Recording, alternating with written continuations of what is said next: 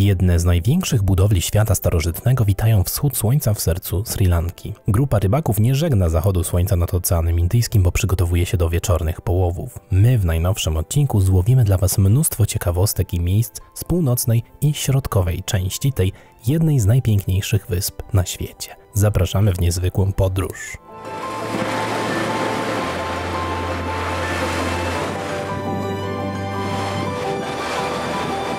Cześć, tu Ania i Marcin, czyli wędrowne motyle. Koło mnie stoi Anka. Jesteśmy w kraju o nazwie Sri Lanka. W kraju, w którym co prawda już byliśmy, ale po pierwsze bardzo dawno temu, a po drugie eksplorowaliśmy część środkową i południową, a teraz w tym odcinku będziecie mieli okazję zobaczyć atrakcje północnej i centralnej części Sri Lanki. Jakie dzikie zwierzęta udało nam się zobaczyć w Parku Narodowym Wilpatu? Jak wygląda jedno z najpiękniejszych, największych antycznych miast świata z lotu ptaka? Jak prezentuje się miasto na północy kraju, gdzie jeszcze 20 lat temu trwała wojna? Ruszymy z północnego zachodu przez Anuradhapura i Mihintale na daleką północ, prawie pod Indię. Następnie odkryjemy północny wschód, by zawrócić i wejść w objęcia lankijskich gór w okolicach Kandy i Hatton. Skończymy w Colombo. Muzyka i zaczynamy właściwy odcinek.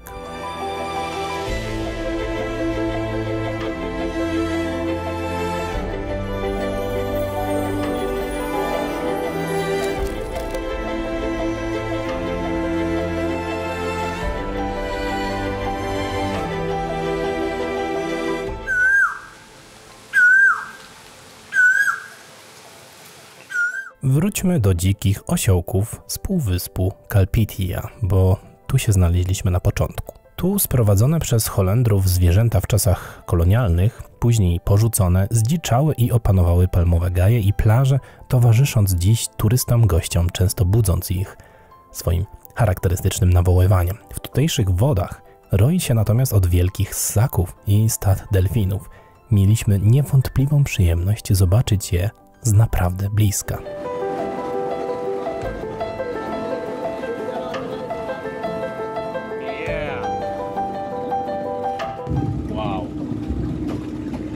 Jaki proces ochrony jaj żółwi morskich człowiek wspiera tutaj te zwierzęta w ochronie przed bezpańskimi psami? Na Sri Lance obowiązuje waluta rupia lankijska. 1000 rupii to około $3. Większość osób ląduje na lotnisku w okolicach miasta Negombo, nie Colombo wbrew pozorom, i stąd rozpoczyna planowanie trasy. 7 lat temu ruszyliśmy od razu w głąb kraju, teraz na północ. Zachodni pas wyspy od Negombo zamieszkują chrześcijanie. W okolicach Manaru, który łączył się kiedyś z półwyspem Dekan lądowym przejściem zwanym Most Adama, stanowią nawet większość społeczeństwa.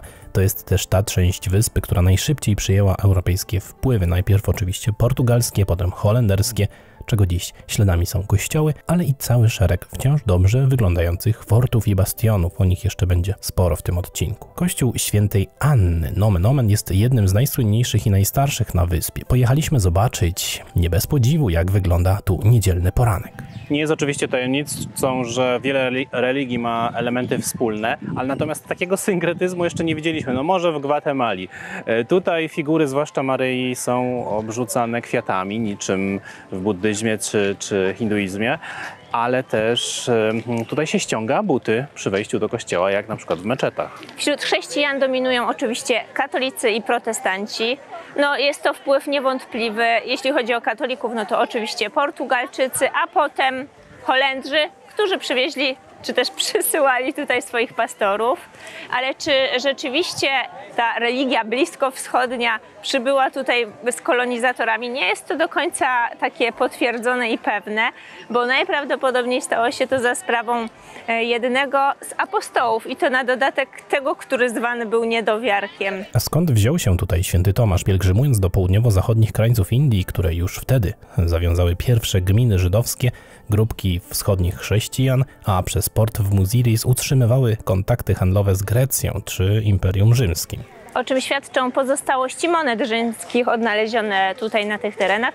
No i podczas tej podróży najprawdopodobniej zatrzymał się też na Ceylonie, który wówczas należał do kręgu kulturowego, no tak ogólnie rzecz biorąc, Azji Południowej. Nie jest więc prawdą, że ta religia, czyli chrześcijaństwo, przybyły tutaj wraz z kolonizatorami. Ten biały kościół prawie w szczerym polu na wydomowej mierzei sfinansowali katolicy z Indii. Oni też tu często pielgrzymują. Oddziela ona ocean od morza, tworząc dwie laguny, co ciekawe do dziś nazywane Dutch Bay i Portuguese Bay. Zanim ruszymy w świat kolejnych wielkich trzech religii tej wyspy, oddajmy jednak się w objęcia natury. I to dzikiej natury. Po raz pierwszy w życiu widzimy prawdziwego baobaba. Drzewo ma ponad 200 lat i wygląda niesamowicie, głównie dzięki jego korze.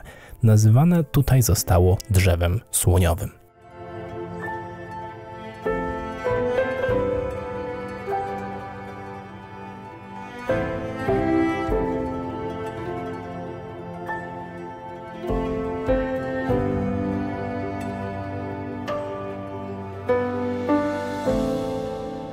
Wdzieramy się ramionami delty rzeki Kala Oja w lasy namorzynowe. To jeszcze nie jest park narodowy, więc teren ten jest bardziej powszechnie dostępny i popularny.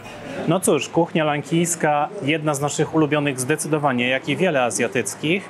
Świetne wspomnienia sprzed 7 lat, kiedy Ania przywiozła od takiego starego dziadka z okolic Polonaruwa świetny przepis na dal. No i właśnie, dla nas to jest kuchnia żółta. Dal jest jej symbolem. Przepyszna potrawa, którą do dzisiaj jemy w różnych okolicznościach.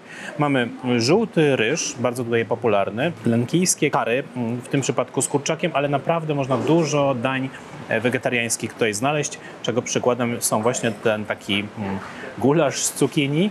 No i to jest nasze odkrycie akurat tego wyjazdu, chyba że nie pamiętamy, papadam, takie krakerso chlebki ze świetnym posmakiem. Jak komuś się przeje ryż, a jest to możliwe, może wykorzystywać to.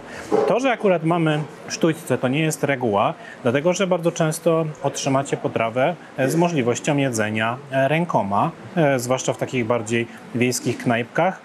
Warto się przyzwyczaić i bardzo często właśnie ryż z 3 lub 4 palcami, oczywiście prawie ręki, sobie spożywać. Przed nami długi czas, cały dzień spędzony w Parku Narodowym Wilpatu, jednym z największych i najciekawszych w tym kraju, który na szczęście ogromny ułamek swojego terytorium przeznaczył właśnie na ochronę przyrody. Wbrew przywitaniu, symbole tego parku to nie zielone motyle, choć miło, że tak Sri Lanka nam zorganizowała pobyt, doceniamy. Symbolem są drapieżniki i to spektakularne. Mamy nadzieję zobaczyć leoparda tutaj, ponieważ z niego podobno słynie też Park Narodowy Wilpatu. Kilka lat temu widzieliśmy jeden z parków narodowych koło Dambula i wtedy oczywiście gwiazdami były słonie, teraz pewnie też będą, ale między innymi z tego zwierzaka słynie Wilpatu, jak i z wilusów, czyli charakterystycznych dla Sri Lanki oczek wodnych, czasami dużych słodkowodnych jezior, okrągłych, gdzieś zanurzonych w gęstwinę dżungli czy też półdżungli. Przy jednym z takich wilusów jest jedno z najważniejszych historycznych miejsc Sri Lanki, niepozorne i mocno schowane. Z czego jeszcze słynie ten park narodowy? Słuchaj, tutaj spisałem, bo przecież bym nie zapamiętał wszystkich gatunków. Oczywiście słoń indyjski, azjatycki, w tym przypadku lankijski, lampart lankijski, niedźwiedź leniwiec, krokodyl bandyta, jaszczurka monitorująca. Pewnie niezbyt dobrze mi się to przetłumaczyło, ale no przynajmniej 5 czy 6 gatunków jest do zobaczenia. Załóżmy, że zobaczymy 3. Przy jednym z takich jezior w dżungli założyli pierwszą siedzibę pierwsi Singalezi. Przybyli tu z północnych Indii, którzy w VI wieku przed naszą erą założyli królestwo Tambapani. Co ciekawe, Kudrimalai, czyli Horse Point, odwiedził poddany cesarza Klaudiusza w 47 roku naszej ery. Monsun zepchnął go tutaj z kursu. Miejscowy król wysłał później własnych posłów do Rzymu i za czasów Pliniusza w ten sposób o Sri Lance wiedziano już dużo wcześniej w Europie niż mogłoby się wydawać. Bezkrwawe safari odbywa się w zadaszonych pick-upach, oczywiście z powodów bezpieczeństwa, żeby nikt nie schodził do dzikich zwierząt i vice versa, ale jak zobaczycie na następujących ujęciach, mieliśmy wielkie szczęście i na 3 okazach się nie skończyło.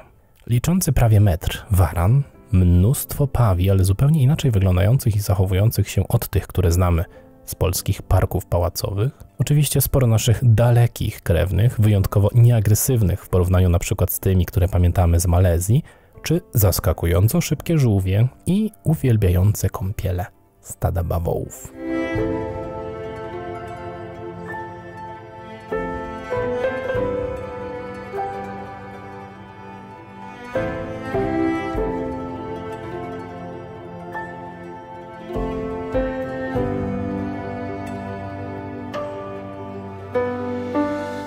powiedzieć leniwy, czy też leniwiec, to oficjalnie gatunek zwany wargacz leniwy. I wbrew nazwie nie jest ani wolny, ani bezbronny, ani leniwy. W Azji Południowej to jedno z najbardziej niebezpiecznych zwierząt, które czasami zamiast kopca termitów lubi pogonić człowieka albo uśmiercić. Nie przeszkadzamy już temu pięknemu zwierzęciu. Nasz towarzysz Namasita z Ministerstwa Turystyki Sri Lanki mówi, że widział go z nami po raz pierwszy od ponad roku, czyli mieliśmy wielkie szczęście. Jest, widzę go. Słoń za to tym razem pojawił się raptem jeden. Masita zaprosił nas, pracujący w Ministerstwie Turystyki, na Sri Lankę. Such a wonderful weekend. Thank you. You're welcome. Could you tell me why you decide to invite us, even we have been in Sri Lanka?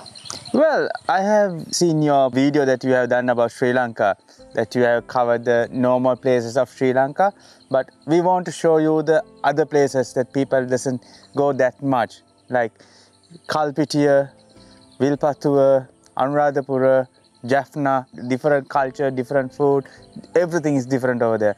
And Trincomalee, another culture. So we want to highlight that culture for the Poland people to come to visit Sri Lanka. Sri Lanka is a really, really compact country. Yeah, it's like a compact small and continent. unique. Yeah.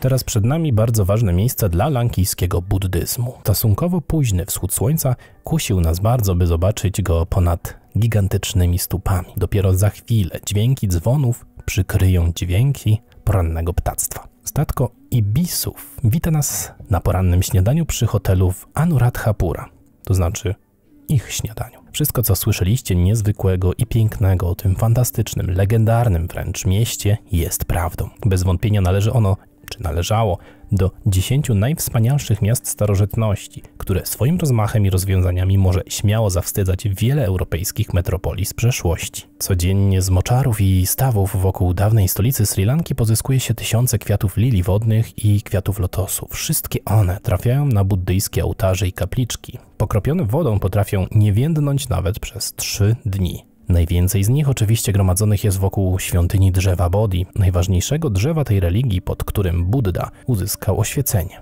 Dwie informacje praktyczne.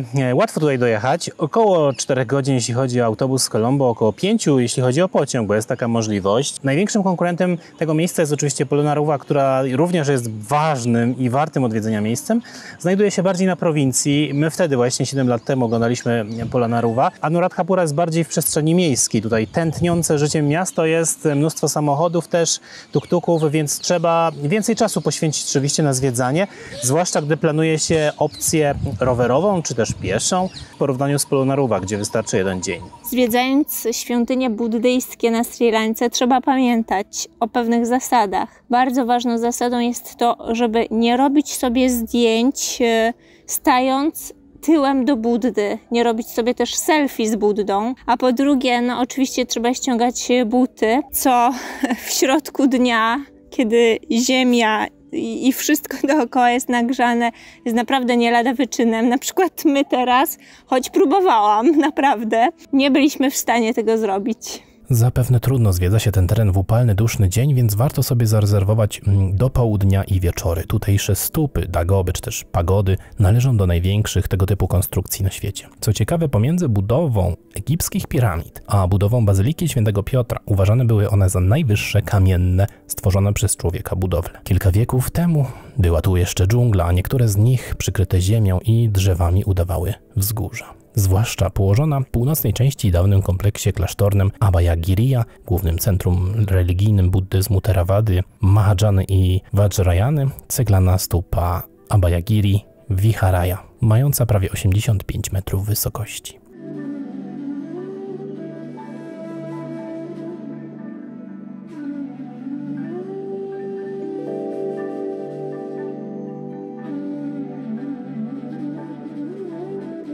Jest to najstarsza stupa w tym miejscu. Po tym, jak pojawił się buddyzm na Sri Lance, wewnątrz przechowywana jest relikwia. To jest prawy obojczyk Buddy. Miasto to bardzo się rozrastało i z czasem stało się nie tylko największym i najpotężniejszym miastem na Sri Lance, ale w ogóle w całej Azji. Posiadało aż 250 000 ludzi w tamtym czasie. Jaki był główny powód rozwoju tego miasta?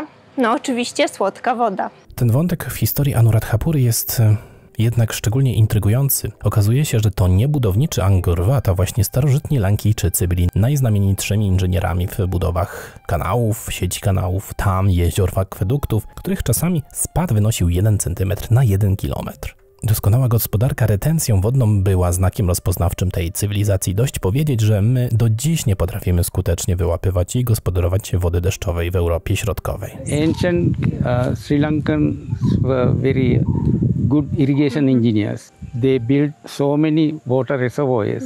They collect runoff water and use that water for dry season. As you see, this in Anuradhapura is in dry zone, and our people has made it to a wet zone by having many reservoirs and cascade in them, so that the water is feed from the reservoir to field, paddy field, then later collected, then again into another reservoir. We are watering all the area, all the land, and make it wet land.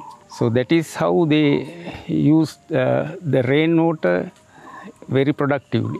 Especially this is called in Sinhala Vayu Bandi Rajya. Vayu mean the reservoirs, Bandi mean build, Rajya mean kingdom. Być może tajemnicę wiedzy ówczesnych inżynierów zawiera w sobie ta inskrypcja, do dziś nierozszyfrowana przez naukowców, zwana przez mieszkańców ni z gruchy, ni z pietruchy bramą do gwiazd. Przypadek? Ale żeby nie zejść w niebezpieczne odmęty starożytnych kosmitów, popatrzmy z rozczuleniem po prostu na małpią rodzinkę. Czyż nie są one urocze? Inny gatunek, najpewniej langury, z chęcią towarzyszy pielgrzymom i uczestniczy w buddyjskich obrzędach. W drodze na północ zatrzymujemy jeszcze się w Michintale. Według podań to tu po raz pierwszy narodził się lankijski buddyzm. Król Devanampiyatissa w czasie polowania uzyskał buddyjskie prawdy od Mahindy, syna indyjskiego buddyjskiego króla Ashoki. Dobrze, że jest jeszcze wcześniej, bo jakby było po 12, to by było trudne do zrealizowania. Na szczyt widokowej granitowej skały, bardzo ważnego symbolu wielu buddyjskich miejsc historycznych, nie tylko tutaj warto się wspiąć, choćby po to, by zobaczyć te kipiące od zieleni i wilgotnego powietrza soczyste okolice serca Sri Lanki. Za chwilę je zostawimy za sobą. Krajobraz nieco przyblaknie, zrobi się bardziej suchy, sawannowy. Jedziemy na daleką północ. W okolicach przesmyku Słoni prowadzone były najcięższe walki pomiędzy siłami rządowymi a rebeliantami z tamilskich tygrysów, walczących przez prawie 30 lat o oderwanie Ilamu od reszty wyspy. To była krwawa wojna, która zniszczyła 2 pokolenia. Dopiero po 3 nastąpiło odrodzenie północy, w tym legendarnej Jaffny, do której dojeżdżamy.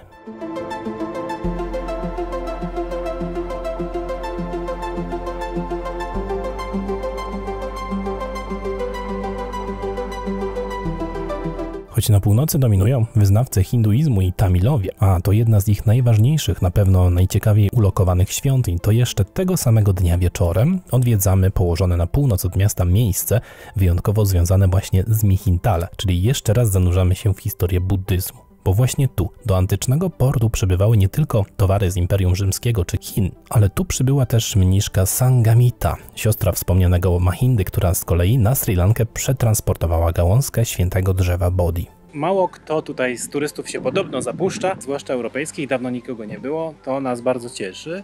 Natomiast za moimi plecami tam jest mapa. Mapa pokazuje trasę, jaką musiało pokonać drzewo Bodhi z Nepalu, potem z Bengalu przez Patnę, razem z córką króla Ashoka, czyli Nan Sangamita, właśnie tutaj, dokładnie do starożytnego portu u północnych wybrzeży Sri Lanki.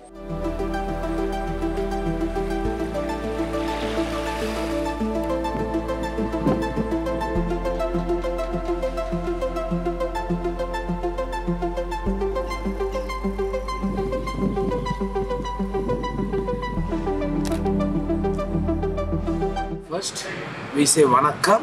This is the way we welcome guys from anywhere in the Jaffna style way.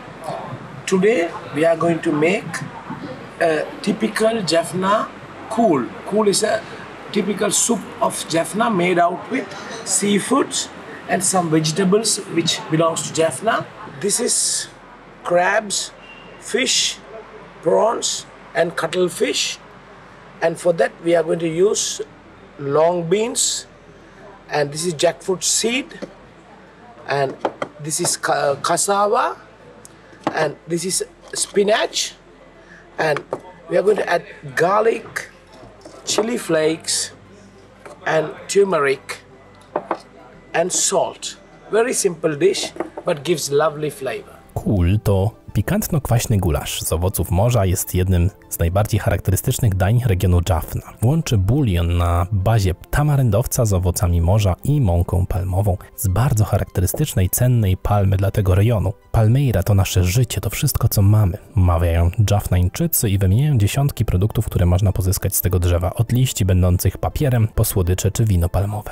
Dlatego zwie się to drzewo drzewem życia, a drugim takim drzewem jest jackfruit, czyli drzewo chlebowca, chlebowiec, które także wykorzystywany jest w różnych postaciach, od malutkiego, który się gotuje, poprzez większe, takie jak te, które można jeść na surowo, i także wykorzystuje się jego drewno i liście. Drewno na przykład do wykonywania różnych mebli, a liście na przykład do robienia dachów. Ale pyszne są tutaj te banany.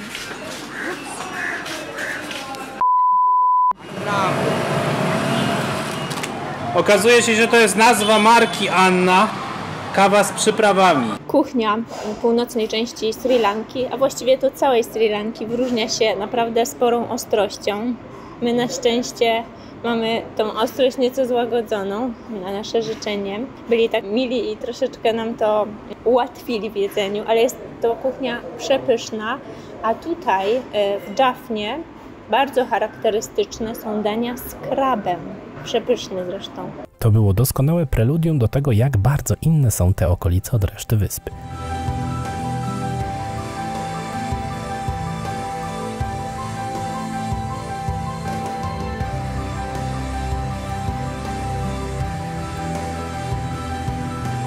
Jaffna była siedzibą hinduskiego królestwa i tu w Nallur można podziwiać ostatnie, głównie religijne kompleksy zabudowy z tego okresu. Dzisiaj w tym miejscu znajduje się bardzo ważna hinduistyczna świątynia, bardzo często odwiedzana i dość tłumna i tłoczna nawet dzisiaj. Miasto Jaffna bardzo ucierpiało podczas trwającej wojny w latach 90. Od kilkunastu lat jest pokój i spokój, więc miasto też dość prężnie się rozwija, a to także ze względu na zamieszkującą tutaj ludność Tamilów, którzy są bardzo przedsiębiorczy, bardzo pracowici i bardzo ambitni.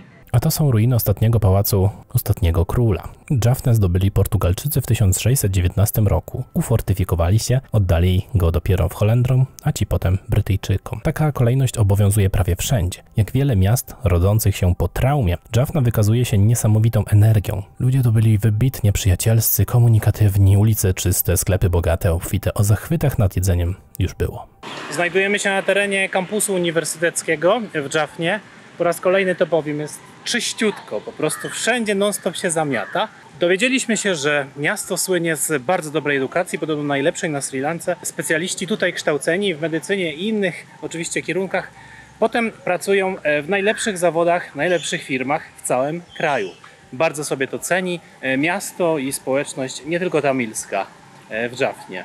Z drugiej strony medalu znajduje się ten wspaniały biały budynek Biblioteki Jaffnańskiej, jednej z najsłynniejszych i największych w całej Azji Południowej. Niestety ta w wyniku podpalenia przez nacjonalistów syngaleskich spłynęła kilkadziesiąt lat temu z wieloma zbiorami. Dziś odbudowana tylko trochę nawiązuje do sławy swojej poprzedniczki. Portugalczycy przenieśli centrum kontroli politycznej i wojskowej z Nallur pod fort. Trzeba przyznać, że do dziś ten fort robi niesamowite wrażenie. Jest ogromny, doskonale utrzymany i uwaga, wciąż służy lankijskiej armii. Oczywiście dronem tutaj nie polatamy, ale użyjmy chociaż zdjęcia z Google Maps, by zobrazować rangę i kształt tej budowli, z której notabene rozciąga się bardzo ładny widok, ciekawy, w czasie nieco bladych i przytłumionych, jak to bywa w tropikalnych krajach, zachodów słońca. W tym przypadku po Portugalczykach śladem jest również sporo portugalskich nazwisk oraz liczne katolickie świątynie, w tym katedra, a w niej, uwaga, polski akcent. 4 religie Sri Lanki można zaobserwować we współistnieniu niezwykle pokojowym i intrygującym na wyspie Nainativu, około godziny drogi na zachód od Jaffny. Ostatni etap odbywa się za pomocą promu wśród gęstej, niekoniecznie orzeźwiającej solnej morskiej bryzy. Wyspa, na której paradoksalnie zachowały się ślady autochtonicznej ludności Sri Lanki, ludu Naga, liczy zaledwie kilkadziesiąt rodzin. Istnieje tu od lat jednak świątynia buddyjska, muzułmański meczet na południu, katolicki kościółek świętego Antoniego tuż przy plaży, oczywiście obok kilku świątyń hinduistycznych, w tym jedynej, do której pozwolono nam wejść z możliwością kręcenia wideo.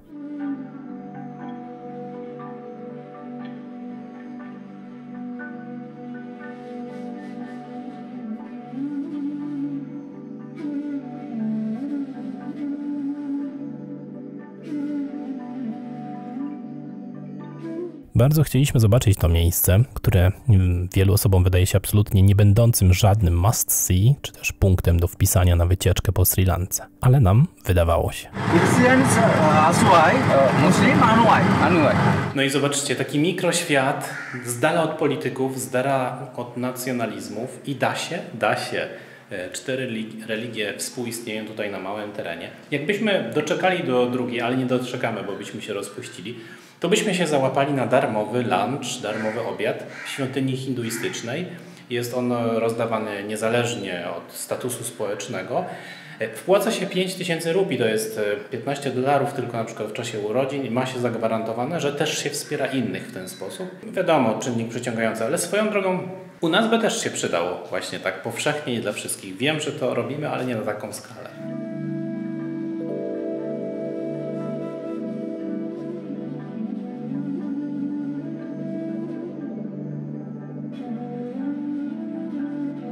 I cóż, w teorii miał to być jeden odcinek o Sri Lance, ale z troski o Was i Wasze zainteresowanie podzieliliśmy wzorem Meksyku podróż na 2 części. W kolejnym zapraszamy Was na wschodnie wybrzeże, mało znane, nad Zatokę Bengalską.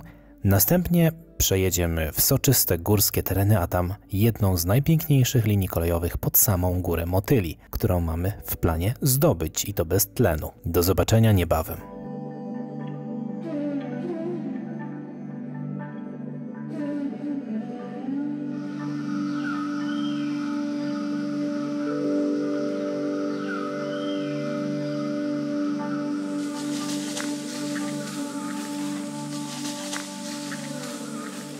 Damy radę! Damy radę, musimy.